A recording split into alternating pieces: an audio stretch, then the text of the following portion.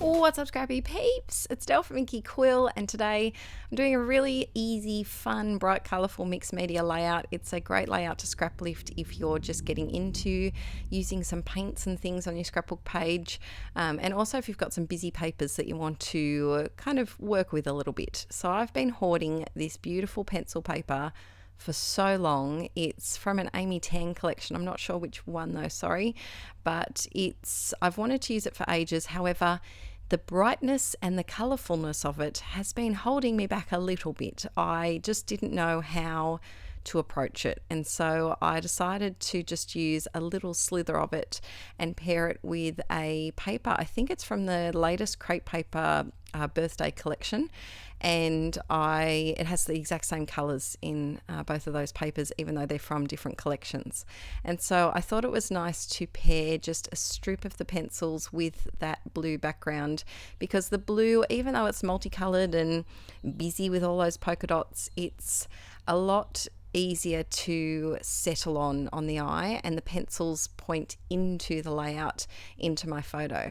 Now, I had to use this pencil paper for this photo because it's a photo of my dad and Archie at Officeworks, which is one of my favourite shops of all time. It's like stationery heaven, and this photo was taken in one of my favourite aisles, which is the aisle that has all of those different coloured display folders that you don't really need, but you always manage to come up with a reason. Oh, I can put this in this one, I can put this in this one.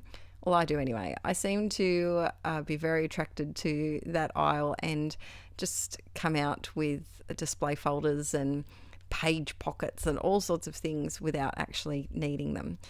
So then I needed to kind of calm down the matting on my photo, and I think when you pair it with such a busy multicolored background, it's nice to add a little bit of white.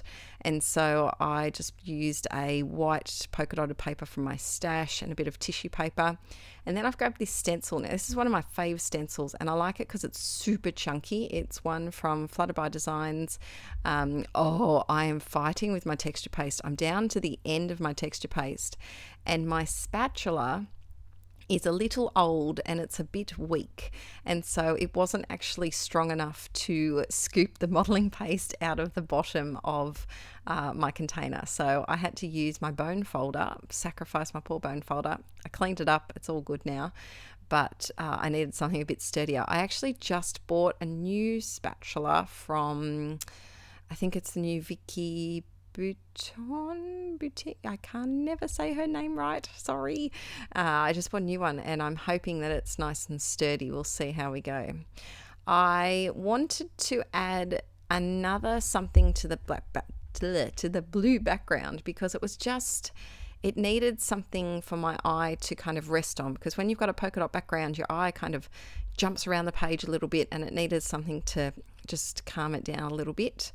And then I go, if you follow my second channel, Let's Get Inky, you'll know that whenever I use a stencil, I always plonk it in some other journal or a layout or my junk journal, because that way I can get two backgrounds for the price or time of cleaning the stencil once, because I am quite lazy when it comes to crafting, and I always like to kind of get a double use out of something if I can. Unfortunately, I forgot for a fleeting moment that this journal was one that I'd made a promise to myself that I wasn't going to put any texture paste in. I've been experimenting with this art journal. I've been experimenting with it a lot lately. You would have seen lots of videos over on Let's Get Inky, and then some double process videos over on Patreon, and I am really liking the way that it's feeling, because it's not chunky, it's nice and flat. And so I ended up cutting those pages out, and I'll use them for a different project in a different journal. Back to the layout, and so because I've used that texture paste, things are a little bit chunky in the background, and so double-sided tape would not have worked to stick this down. And so I just grabbed my Scotch tacky glue, and I'm just sticking that over the top. It's a little bit of a bugger to stick on, I will admit. It is a little bit tricky to stick things over chunky stenciled modelling paste, but I persevered, and I made it work. I squashed it down off camera a little bit to make sure it stuck on there. So then I grabbed my chipboard. So this is from that same birthday collection from Crepe Paper.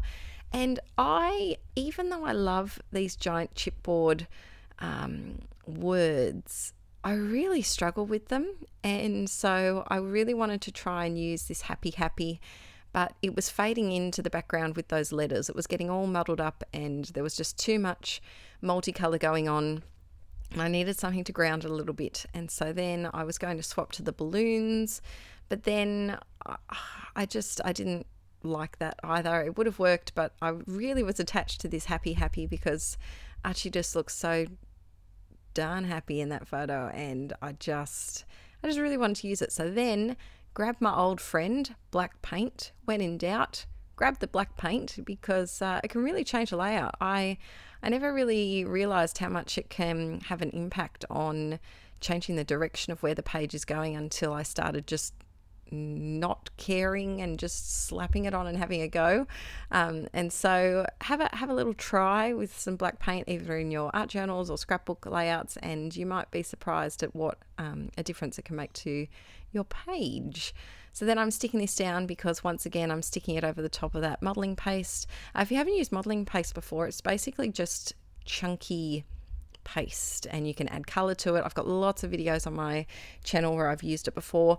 I still have to put I abandoned the playlist feature on my YouTube channels quite a while ago. I think when I was pregnant with Archie maybe, and so I have to go through. I'm going to delete all the playlists that I've got and restart them, and I'm going to have a mixed media playlist in there, so you'll be able to find those quite easily, but it's not up yet, so keep your eyes peeled for that soon.